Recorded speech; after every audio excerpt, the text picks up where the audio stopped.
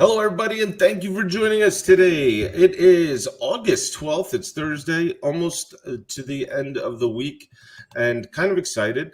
First, let me just say anything that Market Rebellion, Trade the Chain, CJ, Monty, myself vocalize, talk about, or analyze is not to be construed for financial advice in any way. We're here purely for entertainment and a little bit of education. But that being said, I do want to do a quick plug for CJ and DJ Crypto. If you didn't catch the episode last night that DJ Crypto had on his channel with Mike the Investor as well, go over there and catch it and smash that like. You could see my like button is blue. I've smashed it. So really cool episode. I know that CJ was excited to do it, and DJ Crypto is always enthusiastic with people on his YouTube channel. So really cool about that. Also really excited today because as this day has progressed, we have a pretty good field of green going down the 1 hour. The markets were a little red about an hour ago, but now have changed course, and you can see those 1 hour price graphs heading in the upward direction because, of course, it's crypto and it always goes up. Bad joke. So let's dig into it. CJ, let's give the people what they want. Let's talk about some of the signals happening in with Bitcoin right now, as well as Bitcoin lockup. And then we'll also hit the DeFi lockup numbers as well. Yeah, my pleasure, Alex. And it was a lot of fun with DJ Crypto and Mike the Investor last night. Really grateful. If they're watching, thank you for that. It's a pleasure to be on and be able to talk some fundamentals of Chia and, do some research and an in-depth dive into that project. But looking at Bitcoin now, let's see, where should we start? Well, I guess I'll just start by highlighting our previous support and how critical it has been, not only throughout our recent rejection when previous resistance turned into potentially new support, but we also have many areas in the trend in which we've hit this particular level. I mean, right there is one, right there is one. It's all over that 328 Fibonacci level. Even up here on our initial run when we had, the majority, one of the largest spikes in volume throughout the entire trend. So that occurred precisely at about 42K. And as you can see, we have those moving averages going right up to that level as well. So while we are pulling back a little bit now and seeing a little bit of profit taking off of the 0.05 Fibonacci level, I do expect this level to hold and consolidate before a potential test up. And the reason why I'm leaning a little bit more bullish is not only because of the technicals. I do think we're strong here, but I also think the fundamentals, specifically with the supply and the lockup that Alex mentioned earlier, are really fueling a lot of what's behind this rally. So let's go and take a look at the modeling and how we model supply shock. This is a excerpt from an article from Willy Woo, but essentially it goes into Glassnode's liquid supply metric and how it forensically clusters wallet addresses into distinct investors and then classifies their coins as either illiquid, liquid, or highly liquid based on historic behavior of the investor. And so ultimately you get this equation being liquid supply shock equals illiquid coins divided by liquid plus highly liquid coins. And we get this chart below as a result. So let's take a look at that and try to figure out what that means. So of course, when we see an increase, a steady linear increase in the amount of Bitcoin liquid supply shock, that's bullish, right? That means we're seeing less liquid Bitcoin on exchanges. People are taking them off of hot wallets, putting them in cold storage for a couple bullish months, so to speak. So that is the intent of the investor. So we can already see the intent of the investor just by watching coins move and how relatively liquid they become relative to kind of the overall market. So a couple of the divergences that I want to highlight here that are also part of that article is the supply shock below here. And check out how we got this slant and this bearish divergence in the liquid supply while price was still going up. Price was still going up Yet more and more investors were taking coins off of exchanges, or excuse me, they were putting them onto exchanges and engaging in distribution. And ultimately, that led us to our capitulation and mass liquidation down to about 30 to 29K. However, since then, we've bottomed in terms of liquid supply. So investors are taking all of those kind of coins in hot wallets and coins that they were speculating or had the intention of taking profit with, they're putting them back into cold storage. And the illiquid supply of Bitcoin is actually getting greater as the price increases and bounces back now. So since this has been a little bit of a leading indicator historically, I think we may keep going up even with today's minor pullback. We'll see if that 42K level holds, but as of now, it's looking very sufficient support. And so we'll see if this liquid supply shock kind of acts as a leading indicator if we make another go at, say, 51 or 55K here in the coming weeks. But this is one that's a very bullish fundamental metric when evaluating supply and demand in the overall market. When we look at Ethereum supply shock, we see an even more bullish picture, because when we look at the all-time high, we're actually way higher now in terms of a liquid supply shock, and Ethereum ultimately being staked up in like the DeFi Pulse lockup chart that we'll show in just a moment, as well as ETH 2.0 staking and institutions engaging in that as well to get yield and become ultimately a validator in the proof of stake network. So Raoul Pal talked about this yesterday. He also, I think, made a prediction of 20K for ETH based on the demand, the ecosystem that's growing around it, and how the supply has really dried up in terms of liquid supply and how the shock has gotten so great on this chart here. So very bullish fundamentals coming from Bitcoin and Ethereum in a supply and demand perspective.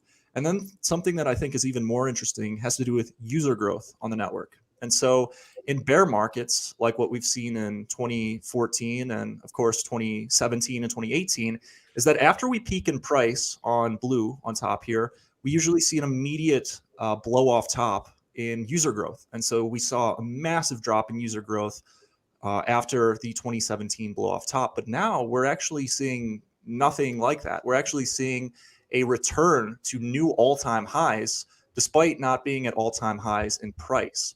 And so that's something we haven't seen before. And I think it bodes to greater adoption and more investors and participants obviously joining the network, but likely doing so in a manner that will probably push price up in the near future.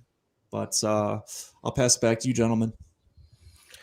That's really good stuff, CJ. And I think it's interesting to note that those, bullish on-chain fundamental metrics that you're talking about are being supported by, technical levels and what we're basically seeing right now in Bitcoin's volume profile as well.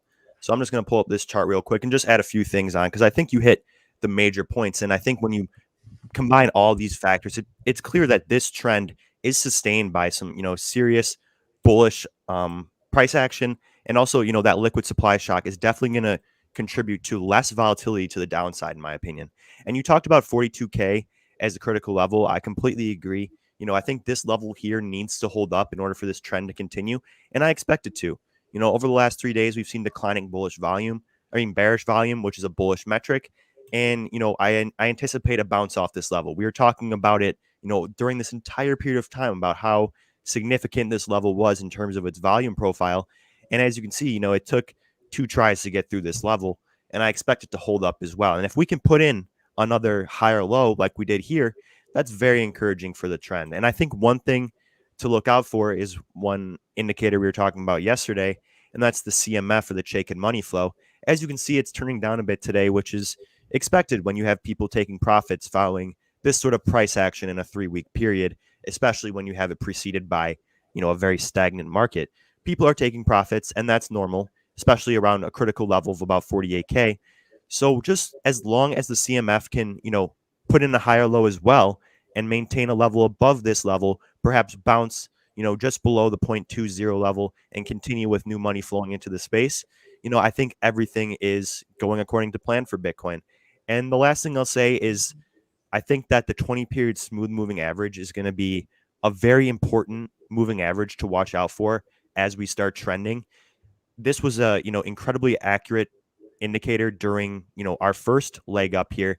As you can see, pretty much every time we got extended beyond this level and we would correct a bit, we'd bounce from the 20-period smooth moving average. It's great at identifying support and resistance in trending markets. We saw it, here to the downside as well. So I expect this level to be, a good level of support. And if you take that into consideration, we are a bit positively diverged from this level, which could imply, a period of consolidation around this level of 42K to 48K, which I think would be, perfectly healthy, because CJ mentioned all those bullish on-chain metrics. As long as we keep adding new users to the network, I think, whales will continue to accumulate and eventually will break out of this level and into the 50K range. But for now, we're cooling off a bit, and I expect us to perhaps stay in this range for a 1 to 3 day period. Metcalf's law, right? Going to work. Well, I mean, I think now more than ever, right? You're looking at all-time highs on your chart, CJ, outpacing prior levels, and we're talking about price not even being in the same correlated spectrum as it was before on that graph. So it's interesting. I think the smooth moving average is come into play as a major indicator for people to keep their eyes on as we go through. Now, here's an interesting trader mentality question. So, not going to give the answer on it, but I want to put it to you guys on your thought process as you go through the markets, because we are traders. And what are your mechanical thoughts when you're looking at a chart on selling, buying back in, scalping profits? You want to take that one first, Monty? Yeah, sure. So I talked about this yesterday, and I think it's really important to remember you don't need to wait for, a dip to buy this market. We're showing tremendous strength right now. I don't think there is a price target, at least in my head, that Bitcoin would hit, and then I'm no longer considering being a buyer, because it's just the dynamic of this market. If you look back a year ago and put into perspective the price we're at now, it would be hard to imagine buying at this level. But the strength we're seeing in the market, the fundamental metrics to back it up, there's really no specific price point where I'd say, okay, I'm not touching Bitcoin right now. I think, the fact that we're in a trending market, we're showing signs of strength that we haven't seen in months, all very encouraging. So even though we're selling off a bit right now and people are, taking profits, still think this is a great time to buy. Still think that institutions and whales are going to accumulate this level and just continue to drive the market up. CJ, any thoughts on that? Yes, I do have some thoughts on that. And I will first just start by saying it really depends on what kind of trade you're in. Obviously, where you got into the trade. If you don't have any position or exposure at all, all those things are things to consider. But I want to show the altcoin market cap here because it's a pretty good example of an instance where I would take short-term profit. So the fundamentals of this market are very strong. Like Monty had said, we're trending. We have reasons for kind of further bullish accumulation. But if I was just trading this from a CMT perspective, by just looking at the chart, you have to be cognizant of the resistance right here, right? This is our previous higher high. This is our back test and rejection from that level. And we've highlighted this W bottom. You have the double bottom.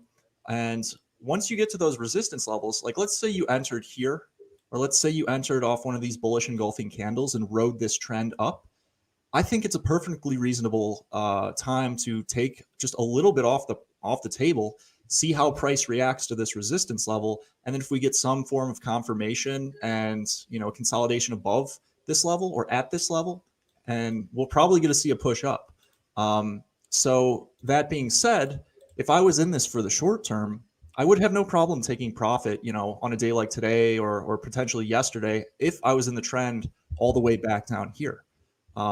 But if we look at it kind of from the mentality of somebody who has no exposure, this might look like kind of a FOMO trade, like the trade is kind of just running away from you. And that may very well be true. It's happened in crypto. It's happened with a lot of assets specifically. But that being said, from the technical perspective, we're definitely running into some resistance. And I wouldn't mind taking a little bit off the table to see how price reacts to that resistance before re-entering. Now, if we're talking about just a longer term hodl position, then I'm just going to ride it out and I'm not going to do anything. But there's like three scenarios there: short term, long term, and kind of medium term. And my position is the same as your guys. As you can see, sentiment started dropping going into the end here, and that resistance level is going to be critical for many people to make a trading decision on. What I think is going to happen is that it's Thursday. We're getting close to the systematic dumping period of post-weekend where volumes are dropping, like Monty always points out to us, but we haven't seen lately, so it's been good. But if this sentiment doesn't start driving up with price over let's call it the next 48 hours, I see we're going to have I feel we're going to have a decline going in through Tuesday. And from there, we'll see what happens. I mean, overall, I think the market's bullish. I'm super excited. You can't get my enthusiasm down right now. But I think that maybe there is a possibility over the course of the next 4 days that we do head into a slow decline on Bitcoin before repositioning on Tuesday. We'll see. It's all about that resistance level, isn't it? All right, let's go into something that Monty holds near and dear to his heart, and that is going to be Chiles. Yeah, and that sentiment, I think, kind of tells the story, Alex. This thing has popped in the last 24 to 48 hours, and that has to do with a sports phenom. And I know Chris Vincentini is in the chat right now, and this morning I said that Messi is the greatest footballer of all time, and I caught a little flack for that. So I'll qualify it by saying Messi is one of the greatest soccer players to ever play the game. He's played at Barcelona for the last 19 seasons. It's the only club he's ever played for since he was a young man. And for the first time, he's leaving, and he's going to Paris Saint-Germain, where he'll be teaming up with fellow superstars Neymar Jr. and Kylian Mbappe. And what's interesting is, so Chili's is this underlying asset for this company, Socios, and they have fan tokens for various soccer clubs. So if I could just share this real quick, Alex. Yeah. You can see that Chili's, the underlying asset, performed tremendously well. It's up, the trading profile, the volume spiked, the asset ripped up to, into the 36-cent range. And underneath this underlying asset, you can go even further into the PSG token itself, which, as you can see on the news that Messi was headed to Paris, this thing absolutely skyrocketed. And, what's really interesting, too, is it's not just, speculation here. Messi's also receiving part of his 35 million euro per season contract will be paid in partly in the PSG fan token. So it's pretty interesting to see how these crypto assets are really starting to find some genuine utility tied in with a sports phenom like Lionel Messi. Very encouraging for CHZ and the underlying tokens. It's not just the PSG token. There's the Man City token, Juventus, Bayern Munich, Atletico Madrid, Real Madrid, many more. So definitely check that out. And actually, CHZ is tradable on Voyager. Full disclosure, I do hold some. I bought it pretty much right when it listed because I just like the concept. It's innovative and it's cool to see, one of my favorite players, someone I really enjoy watching, being tied in with crypto, even if it's just, in a glancing fashion. Yeah, no, it's remarkable how this has come a long way. A lot of announcements this year. Trade the Chain, Voyager, paid Landing Castle, completely in crypto. Just, want to pat myself on the head there. But, profile person took it in crypto and also post such a dramatic exit. I mean, it's quite the story, right? Everybody's been following it, and it's interesting. There's a lot of tears shed now in the crypto family. There's a lot of high fives. So I'm excited about that. Also want to point out and congratulate you guys and the whole Market Rebellion team today for the announcement that went out worldwide, which is FINRA approved Market Rebellion for 50% stake in Voyager's broker-dealer. So that's exciting. FINRA is not a not an easy house to please, and you guys have obviously pleased them. So congratulations, guys, and to the rest of the people behind the green screens there. That's a lot of excitement going on. So moves being made. I love how they're always silent when I mention Voyager. So, folks, don't forget we have our trade or our referral contest. Details are down below for Trade the Chain. Win a awesome VIP prize, an experience in NASCAR's Las Vegas race at the end of September. So check that out down in the description. Also, don't forget to head on over to marketrebellion.com/crypto. Where you could start for $1 and join their community. They have a lot of really cool stuff over there, so check it out.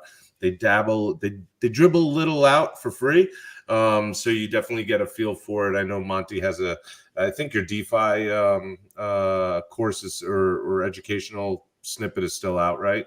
Yep, So we got one on DeFi, one on NFTs. You can find both of those on YouTube. Those are just an example of some of the courses we have in our curriculum. Awesome. Don't forget to head to tradethechain.com. Try us out risk-free for 14 days. And other than that, hang on to your handlebars, feeling pretty bullish. And I forgot one thing, so I'm going to lay it on you before we go.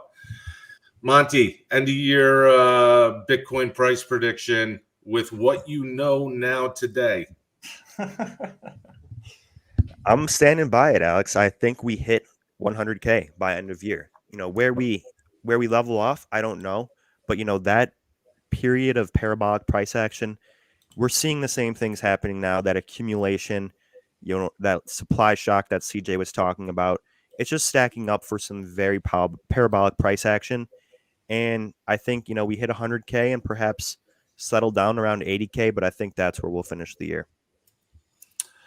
CJ Reichel, also known as, by the way, I always mispronounce his last name because I like to say it in its French form. But CJ, aka Chia, what's your end of year price prediction for Bitcoin with the information you know now? Let me take a look here. I just want to look at the charts. And Monty and I were talking about this. I mean, we were talking about this. Chef Dan says 125K. The chef is cooking in the kitchen. Yeah. The cool thing about Bitcoin and what we've already seen is that it can go parabolic and do, 100, 115% in just 30 days. So, we could stay here and grind steady just in a linear plane from like 50 to 60 for the next 3 months, all the way up until November. And then we could do 115% and, be at 125K by the end of the year. And it would pretty much be like normal behavior for Bitcoin. Yeah. So it doesn't have to happen, right at the end of the year. It could happen a couple months after January, so to speak. I'm willing to give the stock to flow model a little bit of flexibility in that respect. But yeah, whether it's 80, whether it's 125K, I think we'll end up probably somewhere in that region. Yeah, agreed for sure. Monty will take the high side for the trio for now. What about ETH? Alex, what do you think about ETH? Where's it going? Oh man, something. If you at the beginning of the year when we started throwing some numbers around, I thought 5-6 grand. Not a big fan, but now with London fork happening and a lot of ETH getting burned and scarcity getting taken into effect, and NFTs just oh my gosh, I think they're accounting for about 12%, 13%, somewhere in that neighborhood of Ethereum fees right now, transaction fees. That's a lot. I'm going to say that Ethereum could have a good chance at this point of going up to 12 to 14,000. You guys seen Axie Infinity being those NFT plays? That thing has gone absolutely parabolic. Sorry, Monty, please. No, I was just gonna say, along the lines of that ETH price prediction, I saw one of your boys over at Trade the Chain, Nick Mancini. He was tweeting about some, sneaky institutional interest that we're seeing in ETH, and I think that is going to be a huge factor because a lot of the institutional interest that we saw in Bitcoin, that's what carried us from 10K to this 40K level. ETH hasn't had anything like that yet. There aren't too many trusts or funds that, institutions are looking at to get exposure to ETH. So I think that those could be something that pop up, in the next 6 months and really bolster some positive price action for ETH. And that's one of the things that we brought up in on the news segment yesterday, Ryan and I, and it was Nuremberg Berman. It was a bunch of funds that are now you know what it was? The biggest thing that hit me from yesterday's news segment was the fact that, one, we spoke about it, Coinbase making more money off of Ethereum than Bitcoin for the first time, and then two, on the institutional side, fund outflows for Bitcoin surpassed Ethereum, and Ethereum actually had more of inflows. So that was interesting. Yeah, very interesting. And NYDIG also had some news come out that they're looking at some institutional ETH funds as well. So tons of positive sentiment around ETH. Look, I leave it to NYDIG to really take that to the next level. I mean, what they've done so far, as far from an institutional level for Bitcoin, is ridiculous. So we'll look for them to bolster ETH and give them maybe into the teens. We'll see. Dude, $40,000 and $50,000 options, call options for Ethereum in March of next year. Think about that for a second. That's what's going on right now. Maybe a little premature. Oh yeah, definitely. Definitely. But I mean, what if it goes to say 20K by the end of the year? Like, somebody might buy that. I don't know. It seems a bit of a. I'd rather be the seller on that deal. Let me just say that. I think I would too. And if it does go to 20K by the end of the year, I think once we start getting into the low teens, the reason I don't think it's going to go 20 is there's a lot of Ethereum lockup. I think you're going to see a lot of people taking profits off the table at that point. It's too dramatic a rise not to, and that's going to create its resistance. Just my humble opinion. All right, folks, hang on to your handlebars. We will see you tomorrow. I know that I'm not sure about Monty. CJ, I know, will be out of pocket because of the Indianapolis race. He will be traveling. Monty, I don't know if he's going to be on. I'll be there. I'll be in India as well, so I will not be on the show tomorrow. So there will be no show tomorrow. Unless they're reporting from the pits. I don't know. But guys, take it easy. Hang on to your handlebars. Thank you for watching us, and we will see you later, folks.